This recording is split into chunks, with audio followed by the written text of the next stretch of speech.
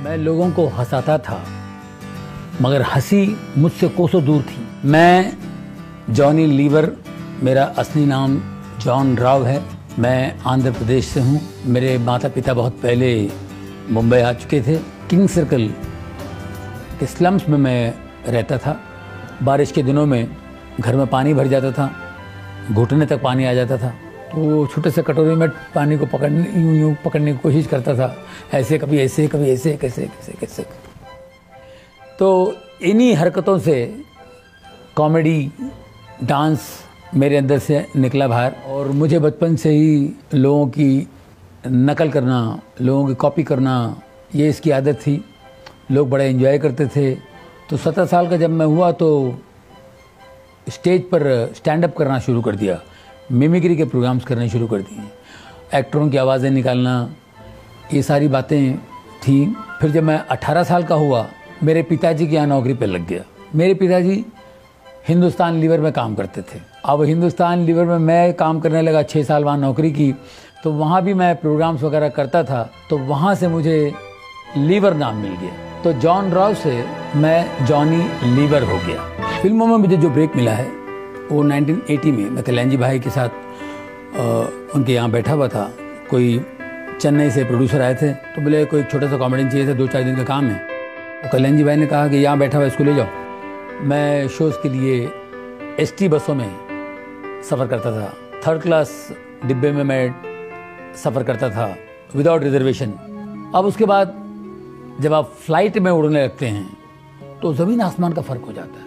जो हम तकलीफ़ों से उठे थे, अब अचानक आपको अच्छी चीज़ें मिल जाती हैं तो आपको उसकी आदत पड़ जाती है। अब पिछली ज़िंदगी आप भूल जाते हैं। यहाँ से हम अमेरिका जब मुझे जाना होता था तो सब डायरेक्ट फ़्लाइट नहीं होती थी, वाया लंदन जाना पड़ता था। तो फोकट की दारू मिलती थी, एयर होस्टेस आती थी, हमारी दारू लेके आ जाती थी। जब मैं शराब पीता था, मेरी बीवी बहुत मुझसे नाराज़ होती थी, वो गुस्सा होती थी, झगड़ा होता था। मैं बचपन से मेहनत करके अपने आप में मैं खड़ा हूँ, मेहनत करके कमा के अपने बलबूते पे खड़ा हूँ मैं। मेरे बेटे को ट्यूमर हो गया था गले पे। अब मैंने उसका बहुत इलाज किया, डॉक्टर के पास गया। डॉक्टर ने कहा इसका ऑपरेशन करना पड़ेगा।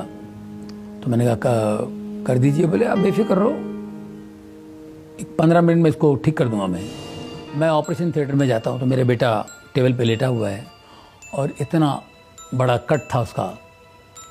और मैंने कहा जी क्या बात है? तो बोले ऑपरेशन नहीं कर पाएंगे क्योंकि ट्यूमर जो है वो निकाल नहीं सकते हैं, वो नसों में जकड़ा हुआ है, नसों के बीच में जकड़ा हुआ है। और वो एक भी नस बाय मिस्टेक कट जाए तो वो पैरालाइज हो जाएगा, उसको लकवा हो सकता है, एक साइड से पूरा बदन खराब हो जाएगा। बोले क्या करने थे? बोले बंद कर दो ऑपरेशन। तो फिर से स्टिच कर दिया उन्होंने, ऑपरेशन नहीं हुआ। अब वो जो ट्यूमर है इतना सा था, वो इतना बड़ा हो गया 2 साल में। हमने होम्योपैथी, आयुर्वेदिक बहुत सा इलाज किया, कुछ नहीं, वो ट्यूमर इतना बड़ा हो गया। अब वो ना उससे ठीक हो रहा है आयुर्वेदिक से या होम्योपैथिक से, और ऑपरेशन के लिए भी नहीं जा सकते। और एक कुंडली वाला ने तो कहा था कि 2002 तक ही आपका बच्चा है, इसके बाद आपका बच्चा नहीं है। एक बार हम लोग अमेरिका गए थे, अमेरिका वगैरह घूम फिर के निकले। अब एक संडे हम लोग चर्च में गए, जो पास्टर की नज़र पड़ी मेरे बेटे के ट्यूमर पे। तो मैंने कहा जी ये ट्यूमर है। उन्होंने कहा इसको ले जाओ, न्यूयॉर्क में एक हॉस्पिटल है स्लॉन कैटरिंग, उसमें ले जाओ, ये ठीक हो जाएगा, इसको खुदा ठीक करेगा, तुम खुदा के घर में हो, ऑपरेशन कराना पड़ेगा। और डॉक्टर ने कहा ऑपरेशन करे तो ये होगा, लकवा मारेगा, फलाना होगा, उसकी आंखों की रोशनी जाएगी, ये सब बातें थी। तो मैंने कहा देखो डॉक्टर ने बोला ठीक है, लेकिन गॉड पे विश्वास करना बहुत ज़रूरी है, और जीसस हमारा जिंदा है। मेरी वाइफ ने कहा अगर वो जिंदा है तो आपसे बात करेंगे, आप उनसे पहले पूछिए।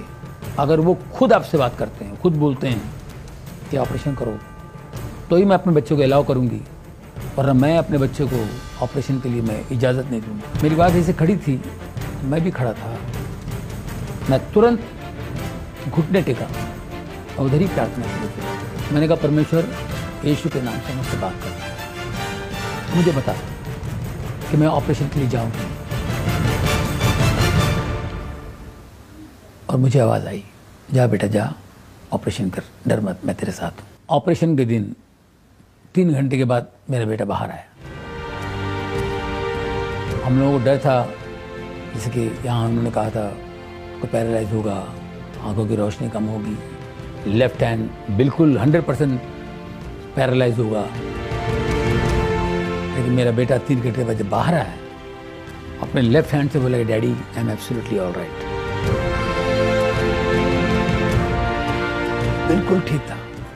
11:30 बजे वो बाहर आया और 12:30 बजे वो वीडियो गेम खेल रहा है। बिल्कुल कोई प्रॉब्लम नहीं। मैं बिल्कुल नरक में था, गलतियों में था, पाप में था। मैंने कहा क्या आप मेरी प्रार्थना परमेश्वर सुनते हैं? और इतना बड़ा चमत्कार हो सकता है। जिस दिन मेरा बच्चा ठीक हुआ, उसका ऑपरेशन बिल्कुल सही तरीके से हुआ, उसको जब चंगाई मिली, मेरी ज़िंदगी बदल गई। मैंने सारी चीज़ें छोड़ दी, शराब, सिगरेट, गंदी बातें बोलना, किसी के बारे में गलत बोलना। मैंने कहा उसको छोड़ दो। शराब मैं 1.5 बोतल पीता था और 4 पैकेट सिगरेट पीता था। बहुत मुश्किल था मेरे लिए छोड़ना ये। बारिश के मौसम में बहुत तकलीफ होती थी, मुझे तलब आती थी, लेकिन मैं प्रार्थना करता था कि परमेश्वर मुझे शक्ति दे, यीशु मुझे ताकत दे। जब परमेश्वर की रोशनी आती है तो एक ताकत आती है आपके अंदर, और उस ताकत से आप इन चीज़ों को फॉलो कर सकते हैं, इस मार्ग पे चल सकते हैं। मेरी वाइफ सेवा करती है, मेरी बेटी चर्च में वर्शिप लीड करती हैं, वो अच्छा गाती हैं, और मेरा बेटा ड्रम्स प्ले करता है। हम चारों मिलकर सेवा कर रहे हैं और आज हमको इतनी शांति है और इतना सुकून है। बदलने की शक्ति है। अगर आप बदलने की शक्ति को पाना चाहते हैं तो स्क्रीन पर दिए हुए नंबर पर संपर्क कीजिए और मुफ्त किताब हासिल कीजिए।